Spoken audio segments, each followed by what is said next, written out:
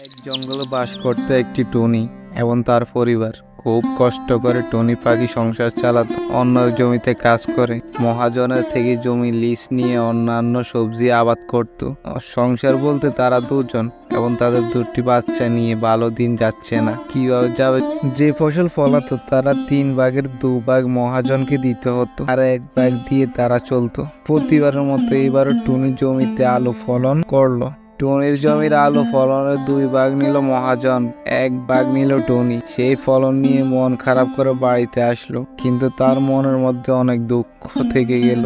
একদিন টুনি কাজ শেষ করে যখন বাড়িতে আসছিল, তখন হঠাৎ রাস্তায় একটা বেগুন পেল।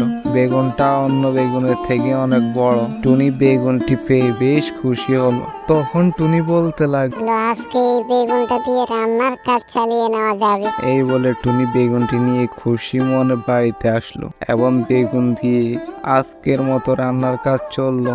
বেগুন কিছু বীজ রাখলো রোপণ করার জন্য এবং কিছুদিন পর সেই বীজগুলো রোপণ করলো তাদের বাসার সামনে। পরের দিন টুনি ঘুম থেকে উঠে অবাক হয়ে রইলো, দেখলো তাদের বাসার সামনে অনেক বড় বড় বেগুন ধরে আছে। টুনির বাচ্চারা বললে, এই বেগুন গাছগুলো আমাদের বাসার সামনে কোথা থেকে আসলো? তখন টুনি বলল, কাল যে বেগুন দিয়ে আমরা খাবার খেলাম সেই বেগুনের বীজ রোপণ করলাম, সেই বীজের গাছ। এরপর থেকে তারা আর মহাজনের কাজ করতো না। বেগুন চাষ করে তাদের জীবন সুন্দরভাবে কাটতে লাগলো।